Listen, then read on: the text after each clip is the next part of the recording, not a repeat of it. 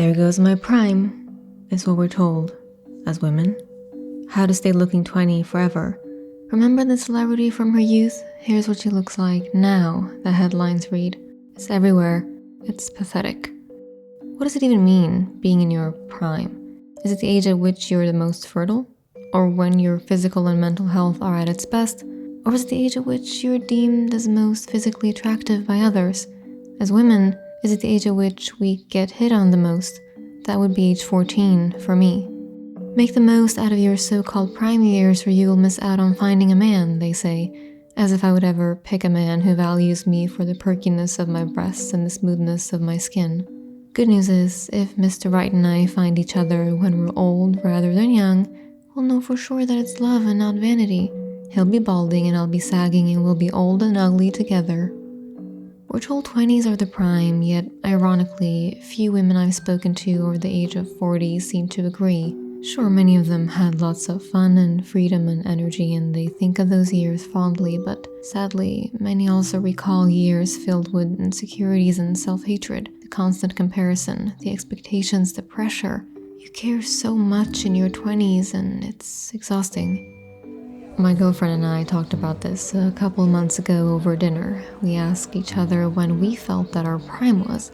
We both paused for a moment as we reflected back on times in our lives when we felt happy, worry-free, and excited. I thought of the initial stages of falling in love, of watching the sun set in a foreign country, of graduating university. Oh, it was that month in August of 2015 when my hair looked really good and my under eyes were silky smooth, said no one. No, we each defined our prime solely based on how it felt, not what it looked like, not what we looked like.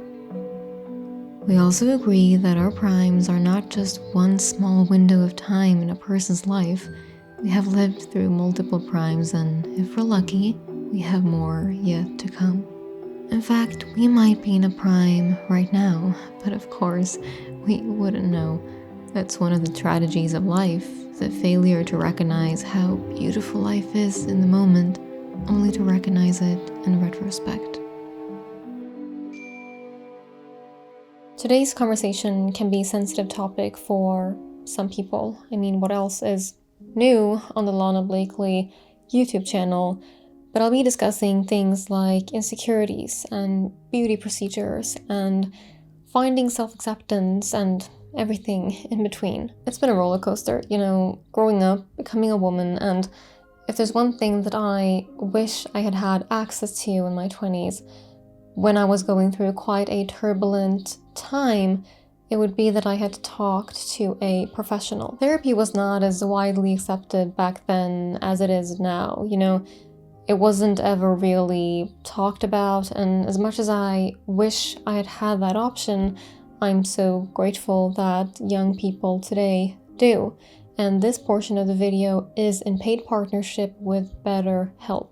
BetterHelp is such an accessible option for anyone looking to go to therapy, and I just like how low pressure it is, and you can decide how you want to have your sessions, if you want them via phone, via messaging, via video, whatever you feel most comfortable with. And you're not obligated to commit to it long term. You can simply try it out. That's what I did. When I started out, I said, hey, I'm just gonna give this a shot. I have nothing to lose. And then therapy worked for me and I kept going and I'm very happy that I did. I have left a link for BetterHelp in my description box. It's betterhelp.com/Lana. And now to enjoy a special discount on your first month, just choose Lana Blakely during sign up. You'll be asked to fill out a questionnaire and then you will get in contact with a therapist, usually within 48 hours.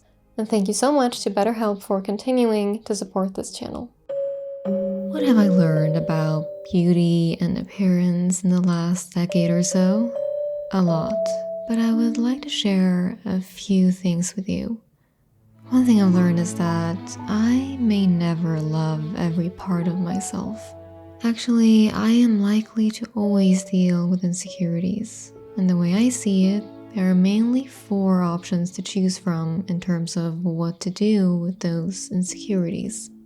Option 1, you live with the fact that it is what it is. Perhaps you grow to like it, this insecurity of yours, love it even, or you'll hate it, or you will feel something in between, but some things just can't be changed. Option 2. Your insecurity is something that could be changed in some capacity, and so you decide to do it. Option 3. Your insecurity is something that could be changed in some capacity, but you decide not to do it. This option then, more or less, leads to point number 1, which is that you live with the fact that it is what it is. Option 4. Well, not really an option, but some insecurities sometimes miraculously kind of fix themselves. I know some people who grew up with certain skin conditions, for example, that went away. Another thing I've learned is the importance of recognizing the things in life that make me feel beautiful that are not directly related to my appearance. So I wrote down a few of those things. When someone is happy to see me, driving with the windows down and the wind blowing in my hair in the sun on a beautiful day. When someone says I remind them of someone and that someone is someone I look up to somehow. Post-exercise sweat. When I dance alone, when no one can judge me. When I'm with people I love who make me feel loved. Wearing all black makes me feel powerful, like a witch, and I love it. When I get to make some sort of positive impact on a person's life. When I'm competent. When I take good care of myself, mentally, physically, spiritually. When I sing by myself. Again, when no one can judge me, there's something about feeling judged that makes me feel ugly. Speaking of ugly, when I get to ugly laugh with people who would never in a million years even pay attention to what I look like when I laugh. They're just happy I'm laughing, and they're laughing too. The third thing I've learned is that other women are not my competition. Instead, I view them as inspiration. I'll see, for example, a fit woman and I'll think to myself, thanks for the reminder. I should definitely book that next Pilates class. I actually quite recently saw this woman and she looked incredible. The most perfectly toned legs that I had probably ever seen in my life.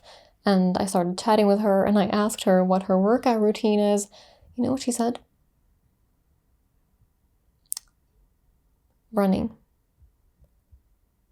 Yeah, running. And now I didn't envy her. I admired her.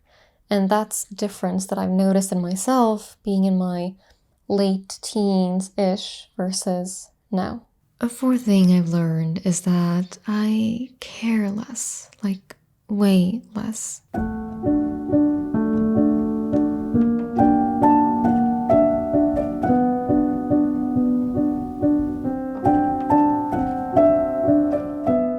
I still feel insecure sometimes, and I have days where I'll glance at myself in the mirror and I'll verbally utter the words, ew, mostly when I'm in my luteal phase.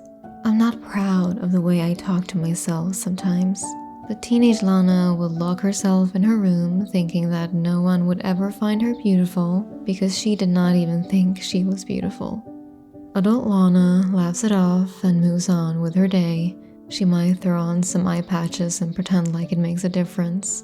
I love myself, and I've never felt prettier.